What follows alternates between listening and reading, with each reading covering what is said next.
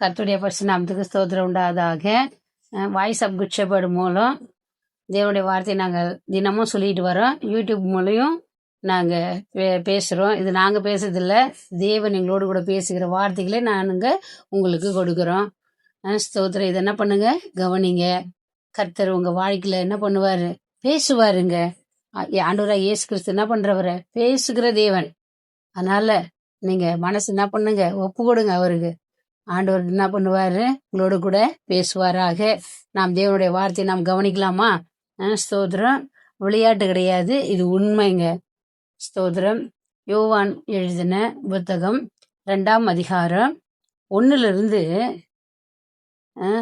10 வரைக்கும் இருக்கு. அவர் செய்த அற்புதம், முதல் அற்புதம், முதல் ஆண்டவர் செய்த முதல் அற்புதம் என்னன்னா, கானா ஊர்ல ஒரு அற்புதத்தை செய்யறாரு. 1 சில வசனங்களை நான் வாசிக்கிறேன். 2ஆம் அதிகாரம் 1-10 வரைக்கும்.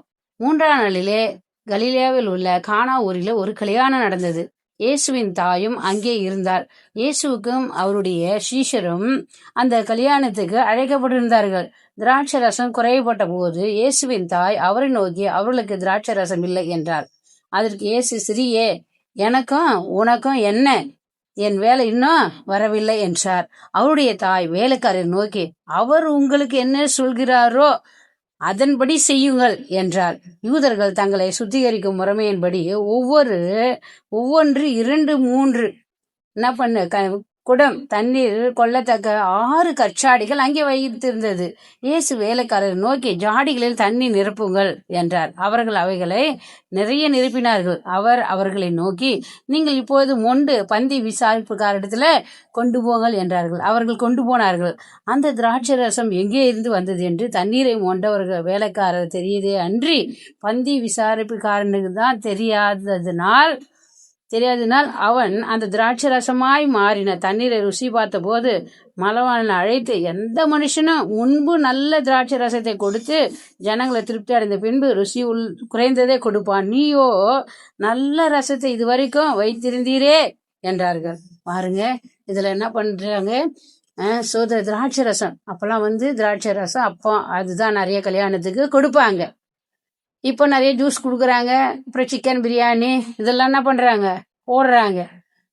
அதில் என்ன பண்ணுது, நிறைய காசு வைக்கிறவங்களுக்கு ரொம்ப கோவம் என்ன பண்ணுவாங்க, எனக்கு சாப்பாடு போடலை கோச்சிக்கிட்டு போயிடுவாங்க.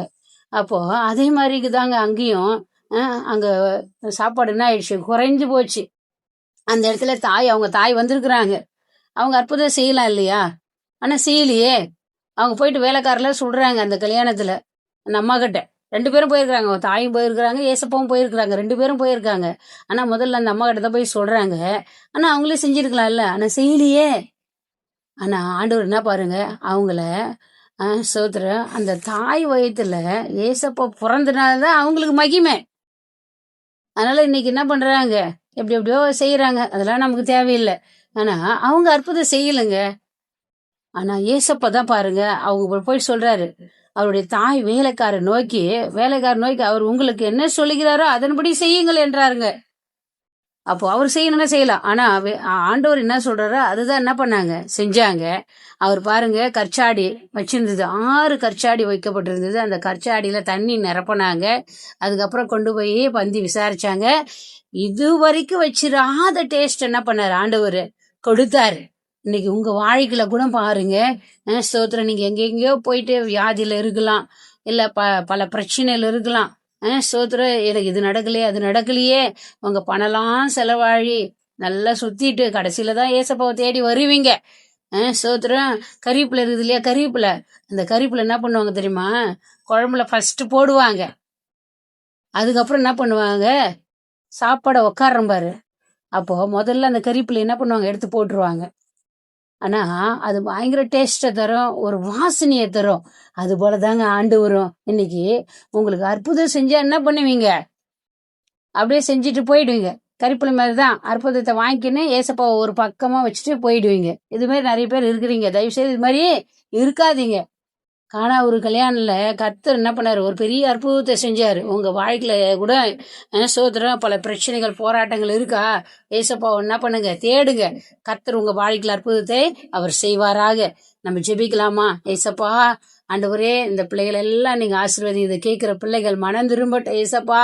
ஆண்டுகிட்ட கேட்கட்டும். காணா ஒரு கல்யாணத்துல அற்புதம் செஞ்சீங்களே அப்பா, எது எது குறைவா இருக்கிறதோ ஆண்டவரே எல்லா கடன் சுமைகள் இருந்து விடுதலை ஆகட்டும். நல்ல திருமணங்கள் கைக்கூடி வர பண்ணுங்க. கர்ப்பத்தின் கனி ஆசீர்வதிங்க. எல்லா வியாதி படுக்க எடுத்து போடுங்க ஆண்டவரே.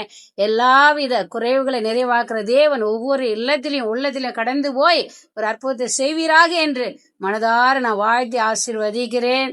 நல்ல பிதாவே, ஆமேன். God bless you. கர்த்தர் உங்கள் ஒவ்வொருவரையும் ஆசீர்வதிப்பாராக. ஆமேன்.